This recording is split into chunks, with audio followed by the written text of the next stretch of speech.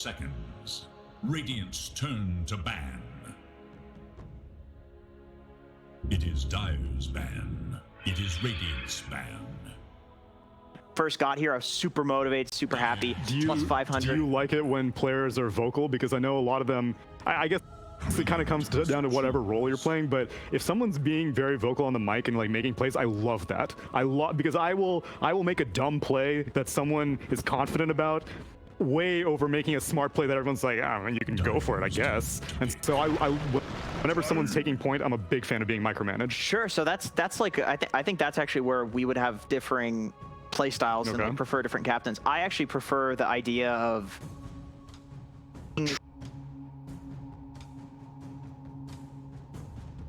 10 seconds. 5 seconds.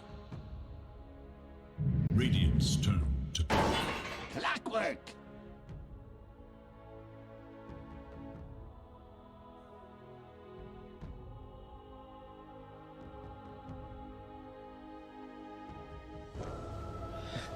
Where you're basically on the same page from minute 0, right? Then you don't need to talk, so you can leave the talk over to other things, and you're just exactly.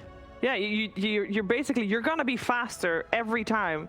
If you know that you have to go, or if I say Jenkins go, there's split second difference. Oh, we're going into the draft. Look at that. A couple of Let's go to the draft. We're going to the draft.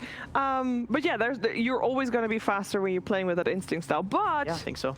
I mean, Tsunami and myself, we're maybe not as good as you, so we might need more micromanaging. Yeah. So I'm on the same boat. Also, I like not having the blood on my hands. If there's a bad play, you play the blame game. Exactly. So if someone told me to make a bad play, then it's like, I mean, I did what you told me to. As long as I have detection, as long as I put down the wards, the rest of it was your call, man. We played some party queue. I can confirm this. I can confirm that he's telling the truth right now, guys. The important thing is that I'm obedient. All right. All right. Let's see whose blood gonna be on whose hands in this game number 2. Is an Agents in Pajamas gonna be able to finally break through their kryptonite? We're gonna find out also if they're gonna try to change things up, or if they're going back to the Sven, or maybe to the Void.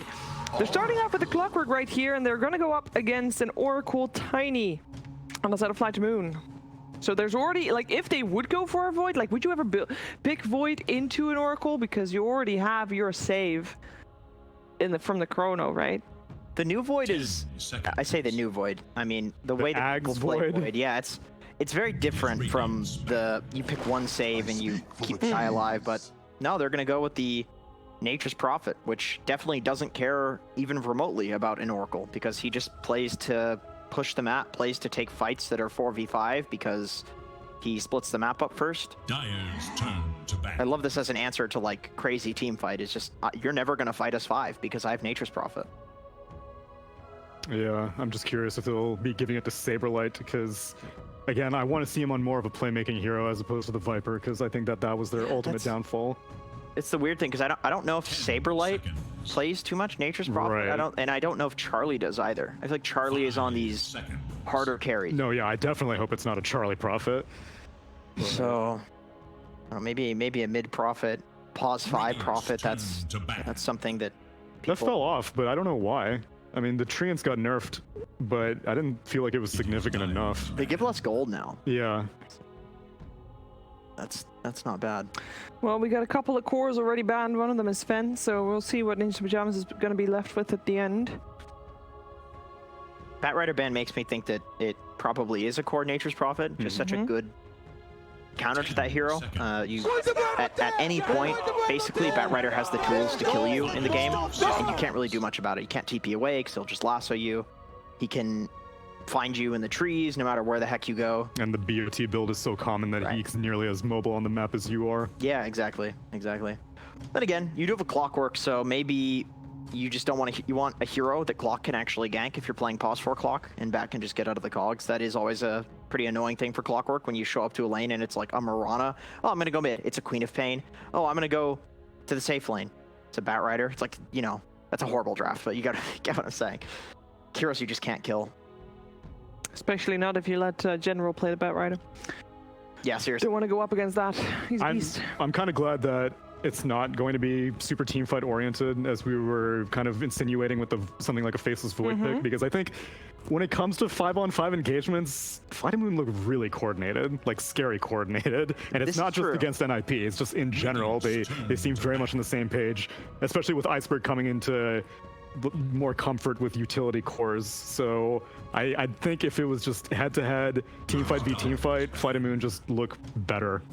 Yeah, I agree. I think the very first game where they had the Lifestealer and they were constantly in and out with the Infest, like Infest bombing multiple different heroes, saving people with the Infest. They were saving the Lifestealer. Every teammate was saving the Lifestealer at some point. Like their synergy seems kind of insane, and it's impressive because Roger's new to the team, right? He's their new position 4, so really fitting in quite well, it looks like. Yeah, and every game so far that they've played against NIP, it has been fighting from minute 15 onwards. So I don't know. Winning from minute 22 before. Yeah, I mean it really is. You got it's 7 minutes. They start winning. Like, but what do you do when you're NIP? Do you want to try to survive that phase, or do you want to fight into that? Because fighting into that seems very scary.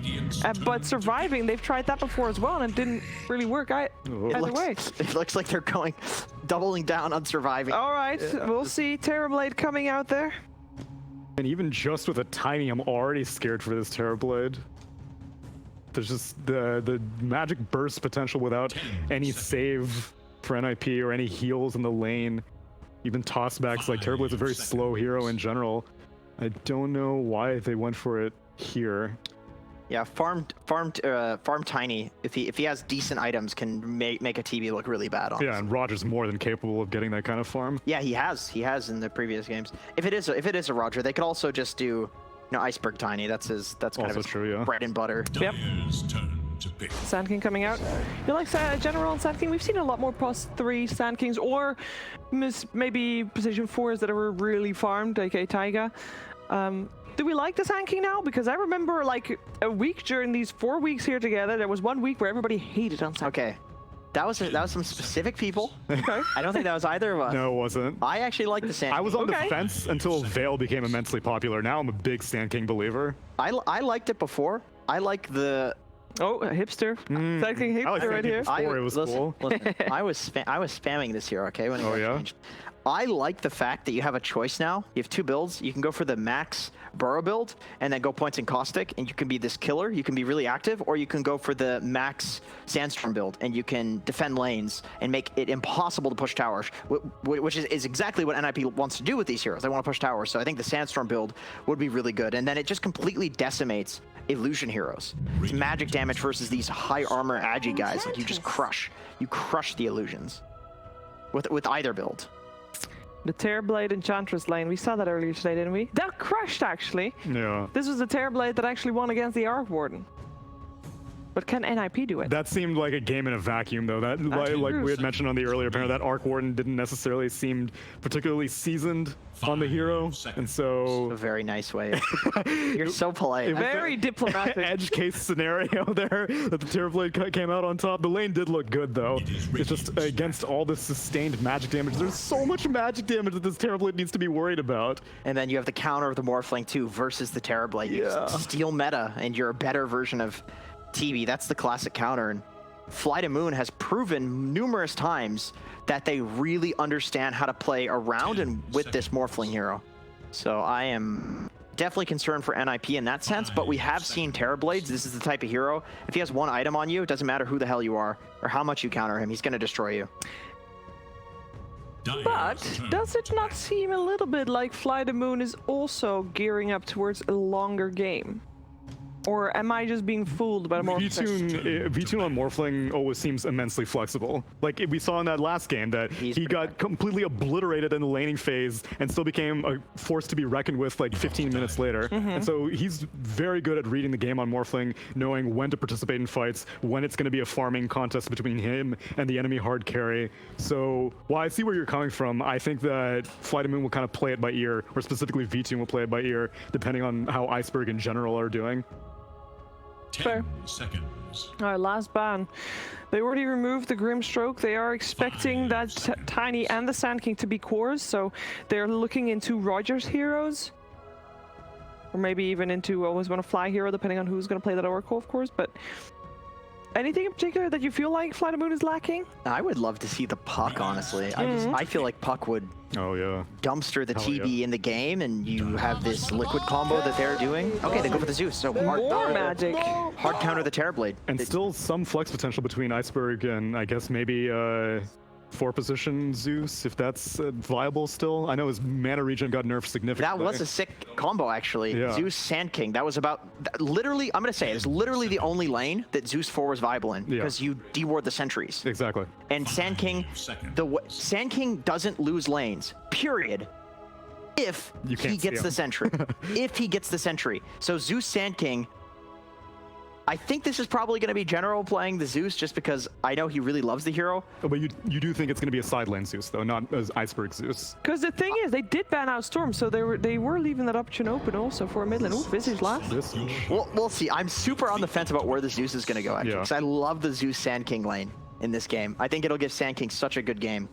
And I think him going Sandstorm build is also like perfect in this situation as well, because you talked about the 2 different builds. Defend towers. Exactly.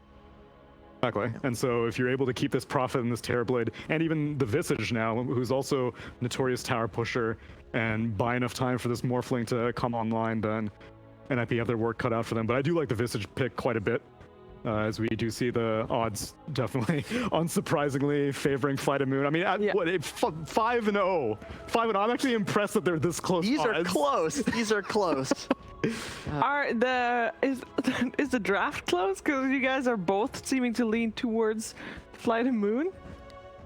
I think NIP has to play this incredibly well in the first 15 minutes to win with their push strat. They do have an immense They amount played of push. very well in the first 15 minutes of previous game. That's The true. first 17 minutes they have to play well.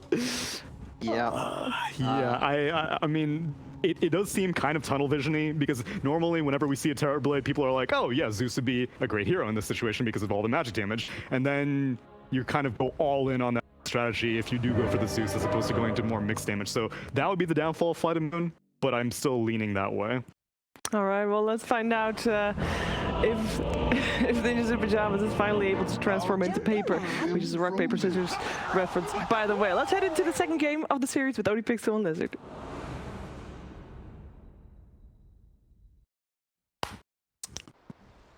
Thank you very much. Yes, second game ready to go of NIP and FlyToMoon. Was that last game a bit of a rough one for NIP? We're seeing them coming with the Terrorblade this time. They've certainly got the magical burst on FlyToMoon. Lots of ways to really make sure this Terrorblade's game is not going to be an easy one. Yeah, I'm going to agree completely with what panel said. They need to have a good starting 15 minutes. Yeah. But in this kind of a game, even that doesn't really put them so far ahead that they're going to win. Because they have absolutely no catch for this Morphling. You have Clockwork, right? And that's pretty much it. After that, this Morphling, it looks like a very, very easy game for him. Yeah, and we saw last game, right, how much the Morph could do. And a Morph as well that was slowed down at the beginning.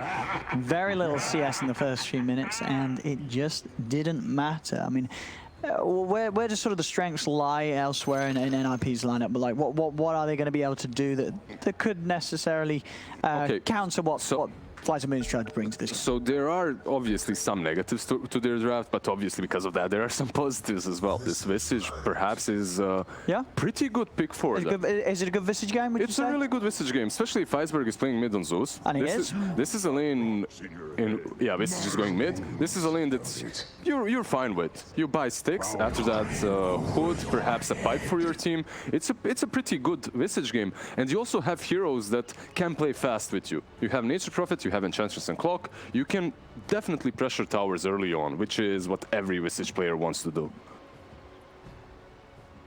Yeah, I imagine what in terms of the lane matchup itself, you shouldn't die to the Zeus, and then when you hit the 6, you got a chance of killing him.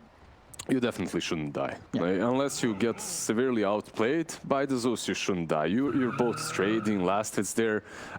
Overall, Visage isn't a strong laner versus anything, but Zeus doesn't pressure you, and that's what's important. You can always self-sustain yourself with a stick, a couple of tangos, and that's it. So it should be a solid lane.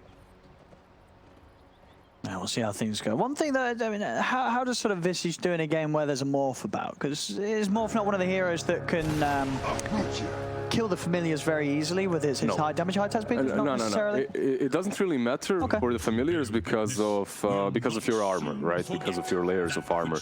The thing is, however, you don't pressure the Morphling himself very much either. If you get that Aghanim's or Hex, perhaps, which I believe NIP has to get on at least on one hero this game. Your Visage needs a Hex later on, or the Nature's Prophet. One of these two, definitely. After that, Morphling can suffer a little bit, but usually what happens in teamfights, they kind of ignore each other because you don't want to pop that T-Blade on a Visage, and the Visage doesn't really want to be very aggressive on Morphling either. Is this the way to play the Visage nowadays? Supreme queuing up the Midas on the Visage? That's actually very interesting. I think level 15 talent on Visage is huge. He's very level dependent, and I think that's one of the reasons why people are going for this Midas build. And let's see how these side lanes do. So top lane General and Roger up against Misha and Charlie. There's Terrorblade, Ench against the SK Tiny. Bottom lane, FlyToMoon. This time round, probably going to have a bit of a better start than he did in game 1 when it came to CSing as well. This lane, FlyToMoon's going to farm right down here. Yeah, this lane is way, way easier. Yeah. As long as always wanna fly stays safe and doesn't feed way too much from this bottom lane, FlyToMoon isn't going to do the same. Like, he's completely fine. He has waveform, you can't kill him in the Sprout, you can't kill him in the Cogs, you can farm under the tower. It's a pretty easy lane for him. The top lane, however, I would say is a nerd kind of a lane in which you really have to think about what you're doing here. You have to think about the sentries, creep skips, and perhaps even... Are you gonna get him? No. Chilling. I mean, he just walked straight into the midst of the two of them. I mean, he knew what he was doing. He was getting the XP for level 2, so either way, even if they did try and chase him, he would have had the availability to drop a skill point into whichever ability would have saved him. A pretty solid play from him overall. On the mid lane as well, you can see Zeus is winning, but he's not denying a lot. And that's all you care about on the Visage. Just getting the level. Yeah, you just want to get that level 6 as soon as possible. After that, the lane is completely yours and Zeus can't really threaten you any longer.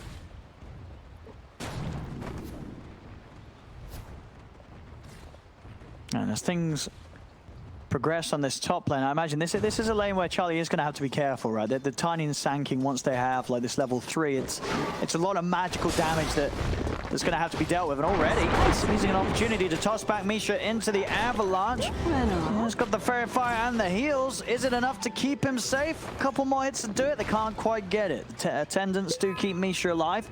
That's still level 2 though. If they waited a little bit and tried to go for this when they're both level 3, this enchantment... Yeah, they're getting the kill. Not only on her, they can get the kill easily on the Terrorblade as well. And you asked about Charlie and how that lane is for him. It's not even about the lane. Throughout the game, he has to be very careful how he positions himself, because you'll have General and Tiny jumping on top. I mean, that's the thing. It definitely looks like a game in which, you know, unless the TB is sort of an item ahead. Oh, Saberlight. Oh, managed to get away. They'll turn on to FlyToMoon. He did waveform in aggressively for this. The Battery Assault bringing him down low. Always Want to Fly trying to come into tank with the Battery Assault, and he'll do it. Always Want to Fly. Will he go down for this attempt? He won't. He's got the Fairy Fire. He's going to live there. Lovely moves here from the Oracle, as if he didn't come across that Battery Assault, it would have killed V2. Yeah, that was really well played from him. They go on Charlie.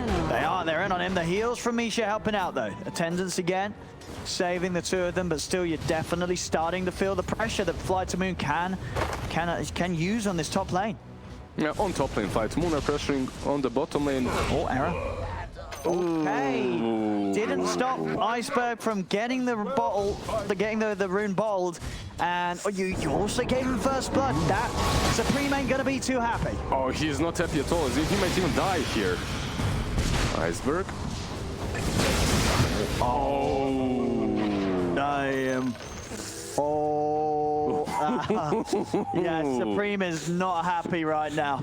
Oh, Era, he is not happy with Era. Not only did he not deny him the bot, maybe he can get the kill here? Okay. Yes, he should. There's no further regen, so There is little hope. for redeemed. Dyer's middle. Redeemed. Eric gets a good burst to XP. Supreme's still going to be a little salty that he didn't get anything out of it, but at least something for the team as a whole. Oh man, if he didn't get that kill, he's sweating right now. I'm gonna tell you that. That's hard. That's hard because your Visage was level 4. Zeus hit that kill on Clockwork, got level 5, then killed the Visage mid and got level 6. That's huge because suddenly you have full potential on this Visage. Top lane. Oh, Yeah. and if he didn't get that kill on Error to get the kill on Supreme, he wouldn't have had 6, which just got him a kill on Charlie. Exactly. It's the domino effect.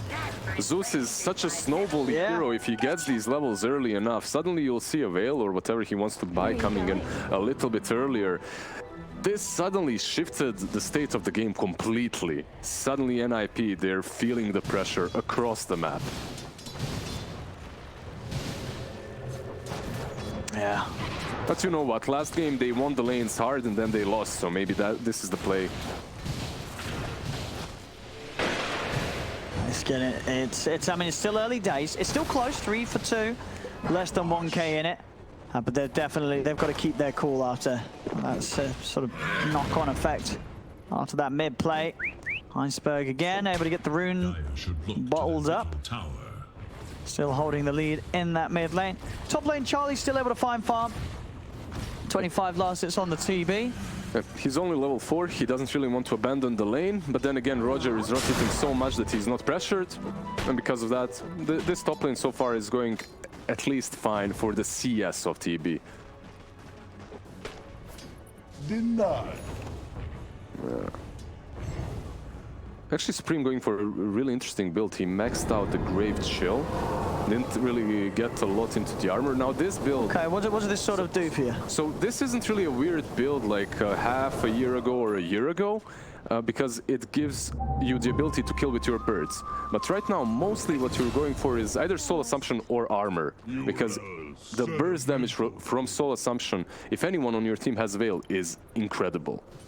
Even if you get armor, you just don't die to a Zeus. Top lane, Iceberg, he's cut. Charlie's not got any help, he's alone. Goodbye. Iceberg having an absolute smasher of a game at 7 minutes in. This Zeus starting to take over big time. And it's a scary game for Zeus to take over. You're playing a safe lane TB. This Terrorblade is going to get severely bullied by a well-leveled Zeus. They need to find a way to deal with him, and they do have some heroes that do well, right? You have Clockwork with the hookshot, with the cogs, plus the Nature's Prophet can TP behind him. You must do that before he gets that one evasive item like a Force Staff, because after that things get much, much harder. Yeah, so far for FlyToMoon, lanes are going extremely well. Visage is on top of the net worth after Zeus, but after that he's followed by Sand King and V-Tune's Morph. Yeah, it's again, Iceberg, he's finding every rune, he's able to just constantly stay on the map. It's being reflected in his net worth. 1,000 ahead of anyone else right now at just this early 8-minute mark. You're going to see some very fast items coming out on Zeus this game. And you can see Roger understand that he has Zeus on his side, right? So he's just scouting behind, putting these wards. This is basically to see when Terrorblade goes into the jungle, and then the two of them can pretty much kill him alone. Level 5 with the Toss Avalanche and the Thunder God's Wrath, that'll kill Charlie. Right now. As mid lane, they're getting aggressive onto the Zeus. They've caught him. Iceberg will fall. A very needed movement there from NIP. That's exactly what they needed, right? The Prophet plus the Clockwork initiation together with the Visage. You definitely do kill him before he gets that first evasive item. Radiant structures are fortified. And you can start pressuring these towers, which Radiant should really is what their lineup is supposed to be doing at this point. Always want to fly. Let's see, they're going to try and hold on to the mid lane here, but NIP, they're able to get in onto the Oracle. Always want to fly, goes down to the Soul Assumption, gets the rear arms to the two of them. Meanwhile, though, Roger's able to take down Charlie, comes in with a combo. Charlie goes down, and the tip-in's out. You saw earlier when Iceberg went down, Charlie was quick to send him a tip. So a lot of focus and emotion, as it seems, in particular between Charlie and the lineup of FlyToMoon. You can expect these tips to continue flowing this game. Yeah, Charlie is a little bit of an interesting fellow. Well, what's he like in pubs? I feel like Charlie's the one that seems to have a bit of a history with some of these players when it comes to the games. Yeah, I haven't had a lot of games with him recently. Okay. But before... He might be a changed man. Yeah, he might be a changed man, but back in the day, I remember there was some toxicity involved, a little bit. Just a little? Just a little bit. Okay, okay. Overall, though, you can see that these two wards from Tiny are so good. Roger planted one on the top lane here. He sees Charlie. The other one is at the triangle over here, and he's just scouting constantly. He has this another smoke. Oh. Myra. Can he finish the... Roger? He's going to get the toss back. Is that enough to save him? I mean, V-Tune's by his side, and will still commit onto the Tiny. It's Supreme. He really wants that kill. My goodness, he wants it, and he doesn't. Oh, he does get it with the help of the Nature's Wrath. Costs him his life, though, and one of his familiars, maybe even two. Yeah, both familiars. That is a hashtag not worth there from Supreme. That's a big hashtag not worth, because I think Clock might have even killed him alone. The only way he survives is if you get close enough for the toss, right? He gets close enough, Clock gets tossed out. Oh, I see what you mean, if he didn't give a toss target. Yeah, a toss target, because he still had quite a bit of... He would have been able to stay on top of him. Yeah. Yeah, I mean, maybe.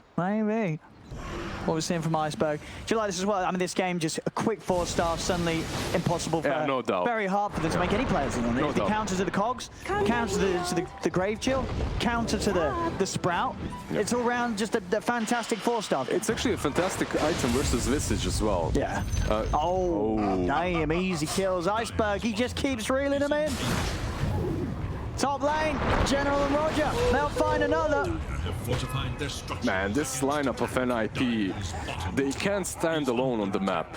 If they stay anywhere, Enchantress, Nature's Prophet, even Visage, they just fall so easily. You have so much burst on FlyToMoon.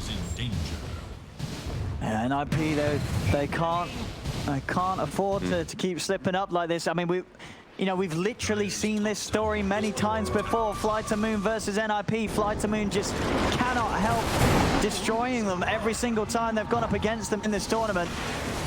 And here in this game too, it's looking again to be a solid start for FlyToMoon. Supreme goes for an attempt on to always want to fly. He'll be able to save himself with a false promise.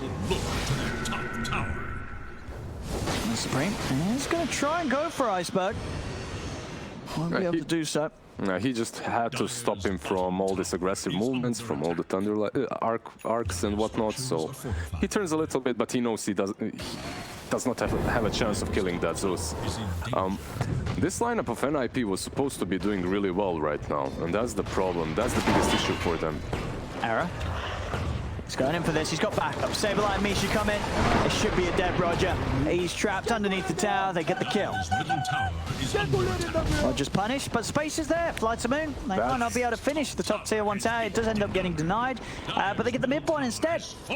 V-Tune getting a lot of space on this Morphling, already sailing up towards the top of the board. We saw what he did in a game where he had to make a comeback. This time, he's been ahead for the entirety of it. Yeah, that's a lot of space being made. Not only was the top tower denied, they also take the mid-tier one. That's 2 towers out of the game, which shrinks the map so much for this Terrorblade that's supposed to be farming safely on his side of the map.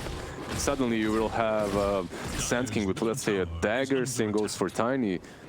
It becomes very difficult for Charlie to play and farm. There we go, the Blink Dagger on General completed. Don't get the jump on Charlie, he's just dead. Oh, okay. Going for the illusions. Generally has been dusted. Always want to fly. Just going to try and keep him safe. Error. He's actually gone for the kills on the side, so a little split up. They do still get General, but they'll lose Error for it. V-Tune only held in place for the moment being. The familiars do finish off Always Want to Fly, so NIP, they found a couple. Can they get anything more from this though? V-Tune and Iceberg. Little speedy Supreme. Radiant's Not quite going to have the catch on V-Tune as he's away with the waveform, but NIP, that is 2 for 1. Now in position to push in onto mid with Charlie in the meta. They should be able to take this tier 1 down. That's really well played. That's really, really well played from NIP. Even though they're a little bit behind, 4K behind at 14 minutes in isn't really little. That's a big thing. But they also recognized exactly how FlyToMoon will play. They want to invade your jungle, they want to pressure the Stevie, so why not just wait for them on the high ground, which is what they did, and they repelled this first aggressive movement from FlyToMoon. It's really important.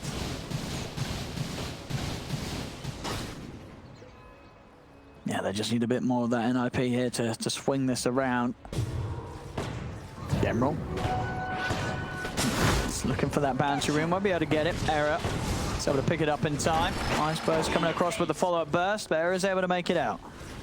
Quick shot over to more towards the mid lane will save him. And that was pretty good for Era. He got the bounty, he also got out. I'll take your tribute.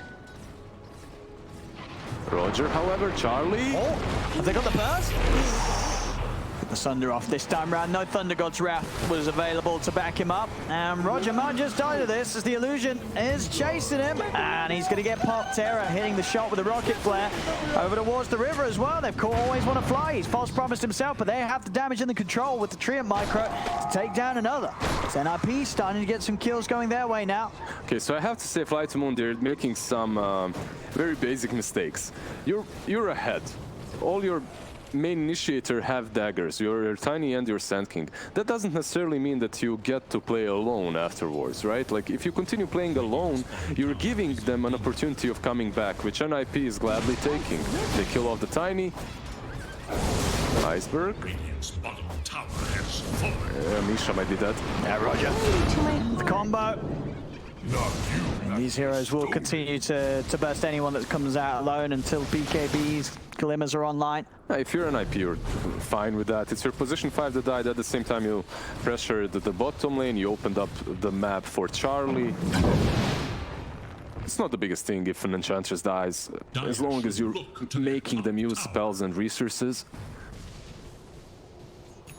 The Radiant scan, eager to know Dire's. And we have at least the hood done here for Saberlights, who shouldn't get popped as easily by the blink combo they're going for. NIP, they're going to try and hit FlyToMoon with the smoke, coming in with the wrap around. They're going to find Iceberg. Oh, that's a dream way to start.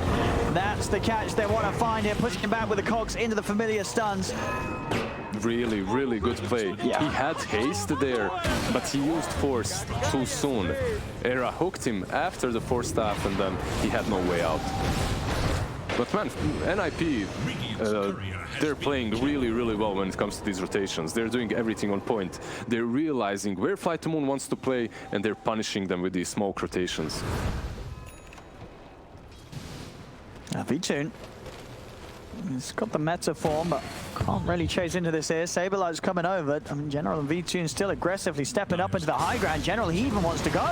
He's going to go in with the Burrow Strike. Roger's in as well with the Avalanche Toss. Era's pretty tanky, though. Era will finally pop as V-Tune looks to turn on towards Saberlight. This Morphling hitting pretty darn hard. The Thunder God's Wrath comes out, but they've lost Roger. Now turning with a familiar stun control onto V-Tune. V-Tune's saved just in time by the false promise. Always want to fly, will fall. V-Tune's still taking heavy damage. Is he going to be able to outdo the damage coming out? He will. He's starting to shift. He's trying to live, but he cannot survive. Tell me, Owen, did you ever play a party with your, like, let's say, ERL friends that don't really play Dota a lot in some 2K, 1K games? All the time. Yeah, there you, and then you go into your normal ranked games, and you feel like, I can't play like this anymore. I can't play as freely. I feel like FlyToMoon, they expected the same NIP from the first game, and this NIP is completely different. This is like your real ranked. The first game NIP was your 1K, 2K friends. So FlyToMoon definitely needs to step it up when it comes to their aggressive playstyle and how they rotate across the map, because they're getting punished time after time. Oh yeah, they're losing a lot of the lead that they had. As the moment's passed, this Supreme Visage will take a hold of the top spot with the Midas going. And Charlie's terribly not too far behind either. You can see that the itemization is really crucial on both sides. This is a game in which you really have to think about what you're buying. Because of that, General has a Vanguard already. He's most likely going for that Crimson Guard that negates the damage from Saberlight, Supreme, and Charlie, but mostly Supreme. Era has a Hood. You can see Hood as well, I believe, on Saberlight because of that magic damage that's coming from FlyToMoon. But damn, Supreme went for a BKB too. That's actually very interesting. I see Saberlight nearly having that full pipe for the team. It's going to make all the difference against this lineup from FlyToMoon. Very reliant on the magic damage, at least at this point of the game, until VTune becomes that real late game right clicker. It's going to take some time though. VTune. I think they try to catch him off guard if he is not really shifting strength at all. If he's low enough, you can kill him with perhaps Nature's Prophet ulti plus the hook shot. That's what they tried there, but it just looks silly. Gotcha. Coming out on the top lane, FlyToMoon. The three of them. Ready to push, Roger. Ready to seize the opportunity to jump. We're seeing the Aghanims halfway done right now on Iceberg. This next set of items is very crucial for both sides. You need to wait for them. Aghanims on Zeus, Crimson Guard on Sand King. On the other hand, you have the pipe coming from Saberlight. You have the BKB as well from the Visage that's already done. After that, we'll see just which set of items makes the team stronger in the next couple of team fights. I couldn't really call which team is going to take it. It really comes down to execution. Oh, they may just find a big one here. It's just going to be always one of Fly tanking it. As Iceberg's already starting to head away. TPs are coming over. Maybe thinking if they can turn, we'll be able to save always one of Fly. In fact, him saving himself. Force was used here from Iceberg to give him that extra bit of safety. And still, they're looking to go in. General is caught out on the front lines. He's pretty tanky as this Sand King. Going with the Burst Strike may not be quite tanky enough though. The Soul Assumption and the Impetus finish him off. They couldn't get a fight going there, FlyToMoon. General dying without any backup. They go down with the TPs at the own time. They're not. Always want to fly. Left behind. The rest will escape. But again, NIP sweeping across, picking up kills, and taking away these towers without any chance for FlyToMoon to get together a defense. Yeah, NIP definitely playing the way they should be. Maybe this is even Rosh. You have a bit more than a quarter of meta on. Yeah, they're going straight into it. Why not? Visage is extremely good at taking the Roshan. See what they can do around here. Can anybody go for a steal? V2's heading in. I don't know if he wants to try for this. This is a little too risky. Yeah, he's not going to. Surely not. Okay, Roger is. Roger's going to try and start things. I mean, he will die immediately for that attempt. And yeah, V2, he's not going in. He's not going in. They can't stop this. They can't try for a steal. This Roche, 3 NIPs, Aegis grabbed by Charlie. And it definitely feels like if NIP just want to group up as 5 and go down a lane, it's getting to that point where they can push around this Terrorblade. And FlyToMoon, their lineup very good at sort of finding pickoffs, jumping and popping someone. Against a full 5-man and this pipe done by Saberlight, their team fight just isn't as threatening. Yeah, because of the way you itemize on the side of NIP, even though it takes like 30 seconds to kill that Sand King, there's no damage coming from FlyToMoon. You have the BKB, you have the pipes, the hoods, the glimmer capes, and most of your damage on FlyToMoon, it really is magical right now. So you can't kill anyone. I like the itemization from the Sand King with the Crimson Guard pretty much being built up right now. Oh, here we go. General wants a free one. Okay. Oh, no. Didn't do the maths. We've got Thunder God's Wrath soon. It's not going to matter now. The heals too are kicking in.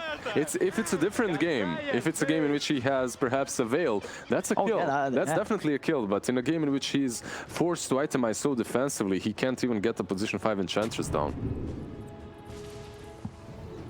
Always want to fly. It's going to be fine. Just stays. Don't be mad. Out of vision down bottom. They'll find Error. Managed to get the jump on him. Starting to see NIP split back up a little bit, and that is when they're vulnerable to these moves from FlyToMoon. But look at where Terrorblade is. Era isn't there coincidentally. He's there because that's the only route they can take to get to Charlie. And because of his death, Charlie is fine here and he can continue on farming.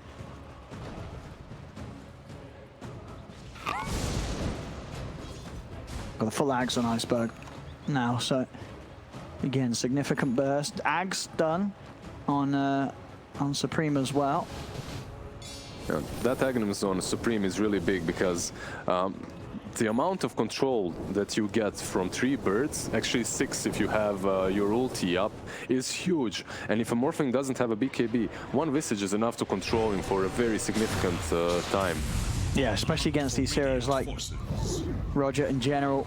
As Tiny and Sankey, they're always going to be in the front on top of you. You're going to be able to catch multiple in the familiar drops. Era is going to go straight for the hook shot in. Onto the Tiny. Toss back's there. Saberlight comes in with a TP on the back. Bicycle Bulls always want to fly an early. False Promise comes out to Roger. Always want to fly will fall. Roger, he's going to be abandoned.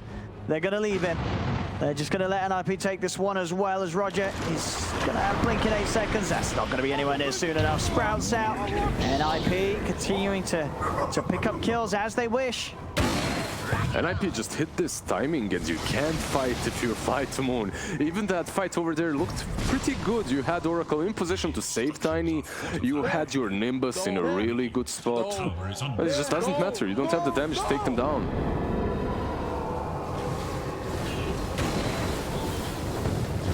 How's Morphling doing? Has Skadi and Manta. Man, this just doesn't feel like it will change a lot. Radiant's top tower is under attack. Yeah, still yet to really see him get to the chance to show what he's capable of in the fights. And for the most part, avoiding them this game. B-Tune.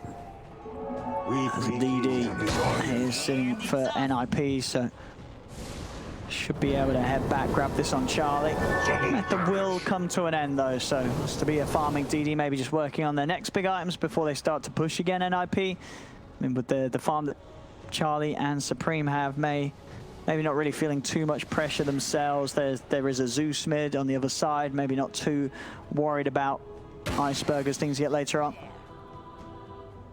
Yeah. They're just taking one objective after another. See the way they're rotating across the map as well. They're just setting up the 2 possible smoke rotations, green and brown. That's Clockwork and Enchantress, while Visage is pressuring the tier 2. Boom, there it goes. But meanwhile, FlyToMoon, they're not really interested in fighting, are they? They're just farming on V-Tune in general. The rest of them are hiding behind towers.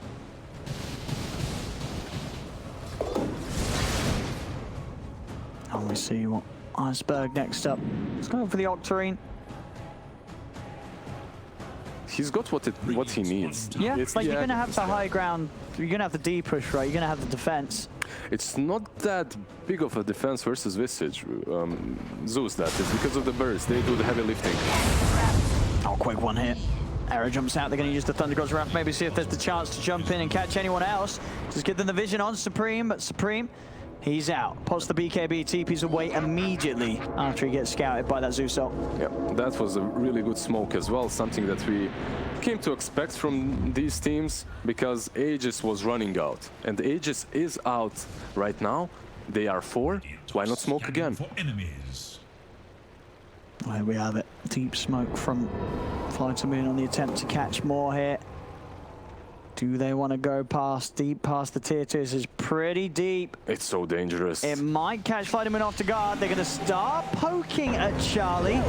B-Tune turning into the TB. This, as the dead always want to fly. B-Tune, he's going to start backing away. This was a very, very deep poke here from FlyToMoon. I think they'll do good if they don't lose anyone else other than the Oracle. And they'll get out. Some very aggressive moves there. Yeah, that was very aggressive. It was so aggressive because Clockwork was also respawning. And he joined the fight. Well, Saberlight trying to catch. He's found V-Tune and the Sprout, but V-Tune's still able to wave form away.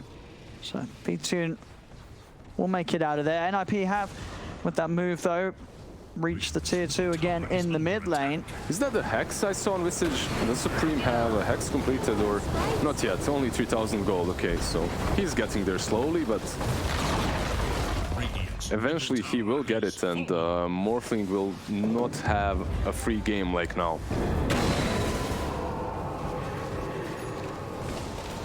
Solar Crest, next one for Saberlight. I just love how much utility they have on the NIP. Everyone is contributing a little bit. They're not really going for those selfish items that we see from some players. No. One gets a pipe, then you have Laz from Saberlight, Visage with the drums as well, with the Hex next. Really solid stuff from them. Yeah, and you really do feel it. Anytime they're in this 5-man group up, it just seems impossible for FlyToMoon to fight into them. The only kills that FlyToMoon has found over the past 10 minutes has been that of people being left alone, being separated from the main movement of NIP. The team as a whole, very hard for FlyToMoon to really dive into. Also notice that 4 players of NIP have a Hood of Defiance, and the one that doesn't, the Terrorblade, he has just a Cloak. So all of them are itemizing versus the massive magical damage output that's coming from FlyToMoon. Yeah, and it's working. They can't kill them very quickly at all. Okay, Supreme doesn't have it, but he has a Shawl. It's something.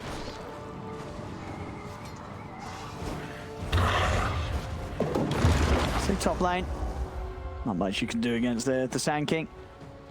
So we're seeing NIP do a good job of starting to control this game. I mean, when are they going to try and push for more? When do they need to start looking for the high ground? I think you're looking at 1 or 2 pickoffs, or you're thinking about this next Roshan. And to control the Roshan successfully, you need to take this cliff area where they are heading right now. You see where they're camping. When you're sitting here, you can creep skip mid lane and top lane and pretty much constantly shove in 2 lanes. So this is strategically a really, really good position for NIP.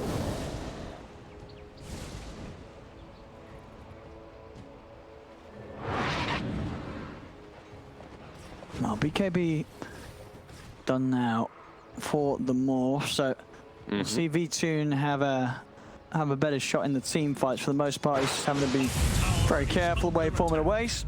Use the Thunder God's Ref to try and scout them out. This will probably give the info to NIP that FlyToMoon are looking to do something. Or down. And look for the jump in onto Era will fall. So quick jump to start things. NIP thinking about trying to chase back. Won't do so. There is the completion of the Hex for Supreme. So he's got a lot of control. He's dealing no damage. Like, once that Crimson Guard is popped on Sand King, his birds are irrelevant. All you can do with them is pretty much stun. So FlyToMoon get away without losing anyone. Morphling is keeping up. His farm is solid considering how the game went. He didn't join any of the fights. He was AFK for the majority. I mean, he's 2-1 of 3. Well, but he's only been involved in 5 of the 15 this game. V2 very much just focused on farming in the safe places. It is the right choice because usually when you think about this carry-to-carry matchup, Morphling is the stronger one. However, there's a lot of supporting cast on the side of NIP.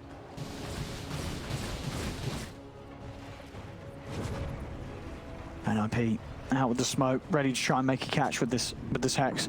Just always want to fly. Ooh, it's gonna get going on here. Error goes for the Force. Will save the Oracle though.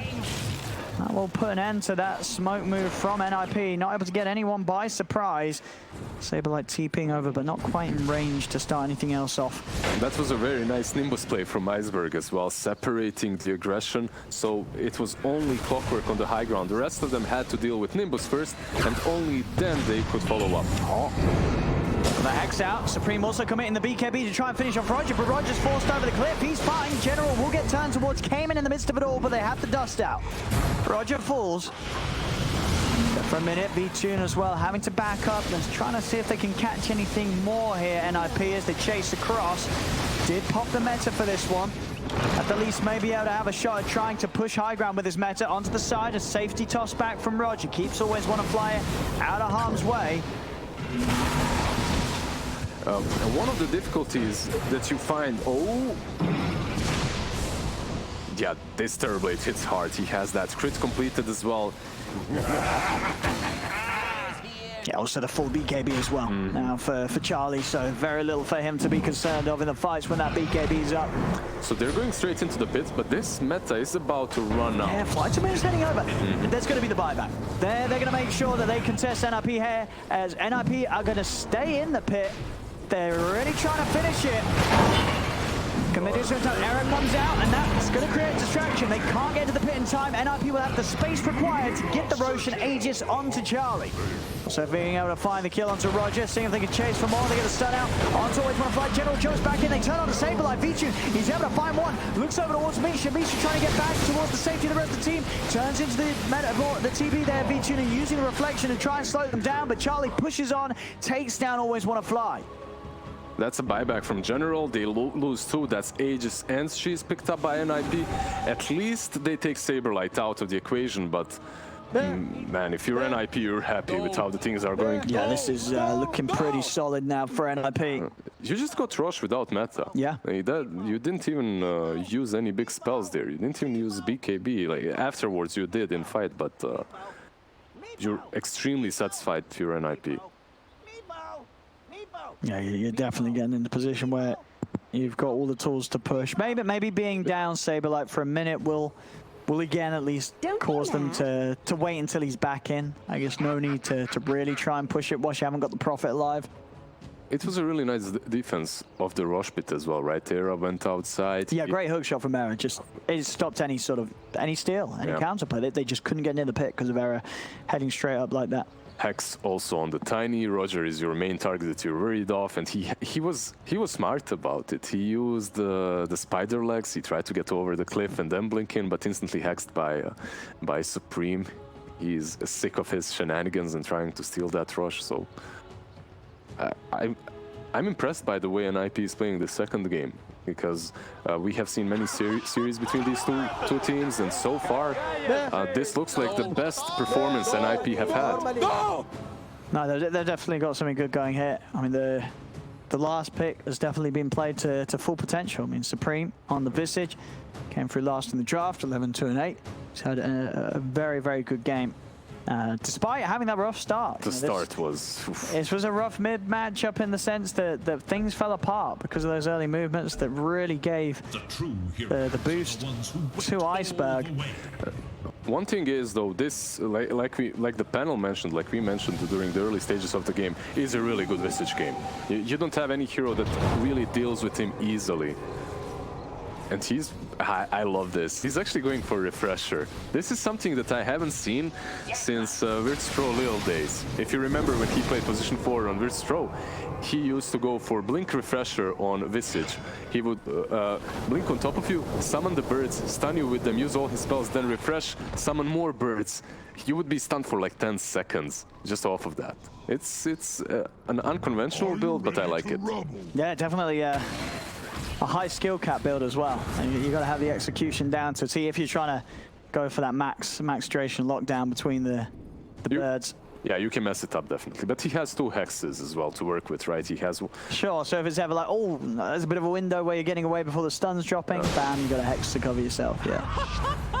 And without a doubt. Seeing Charlie, so Arcane Room ready to go, so that next meta will be with a reduced cooldown to benefit him for the second play off the back of it. Double damage.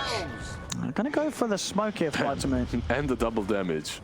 So they're smoked up Arcane DD. with Arcane DD. Damn, that's gonna feel pretty good. How can they stop him? Let's see what they've got. There's NIP approaching the high ground. What have FlyToMoon got to push them back? Iceberg. He's going to do his best, sitting back, spamming out the lightning. Will certainly clear out the wave pretty reliably. Still, Charlie getting a lot of damage done to the tier 3, even through the repair kit. They get it. The tower will go down. Hexons always want to fly. They'll buy back immediately. Charlie, he's just tearing apart the base. They're onto the Rex they go. There's just no presence, no front line from FlyToMoon that can jump in and stop this Terrorblade. You just sigh Gaben, please. When you see Charlie with Arcane Room and double damage, you know the odds are not in your favor. They tried to put up a defense. They had the repair kit over there as well. They had the glyph, but it's just not enough. The Starblade is a beast. He has a Daedalus completed. Yeah, and I mean, where's the next bit of power spike for FlyToMoon? We're seeing them struggle to defend. Does anything get better for them as the moments pass? I actually don't see... Oh, Iceberg. He's going to need some serious assistance. He's going to get it. General comes in with the Burrow Strike on 2. The 4-star on Iceberg taking him down to the low ground. Roger also able to break it away. General's out as well. The Burrow Strike. The Nature Track comes bouncing around. Always want to fly. Tries to help him out. Can't do so. There's no false promise. Already been used. So it's General down for 100 seconds, a long time without the Sand King. Supreme just ravaged them with his birds. Not only did he catch General with 2 stuns, the one remaining stun that he had with the bird stunned 3 remaining heroes. That was extremely well played by Supreme. And you asked about the next big power spike for FlyToMoon. I really don't see it. BO3 has to do some guts. He's going in. He's going in, BO3. He's trying to fight them. He's kind of doing it here. Supreme's getting low, but Supreme will live. BO3, he's hookshotted and he's dead though. Went in, no gold for buyback. That may just be them throwing in the towel here in game 2. As you've lost your more 75 BO3 just not able to really get much done at all this game as he was playing from behind. This Terrorblade just out carrying him in every sense. As the second round will go down, the game won't come to an end yet, but it definitely feels like we're on the final chapter. Roger didn't have buyback, so they tried to go back for him. Maybe they'll go for bottom Raxes. Let's see. It definitely does look that way. They know it. Roger. Yeah. I mean, he's just stepping forward underneath the birds. He's dead. Or is always want to fly. With the plot twist as he comes in with the false promise. There's a lot of damage coming out to Roger. Can they get him back to safety? The birds continue to be him down and will kill him off. Roger is gone. 10 seconds until General's up. Yeah, 30 seconds without morphling. Megas are there.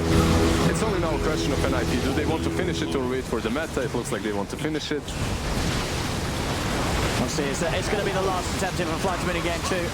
When the morphs up, General is going to go in. It's a big FB, and the Thunder Ghost Wrath bursting and down low, but Charlie's able to pop the BKB. Turn with the Thunder back up to full HP. Always want to fly goes down.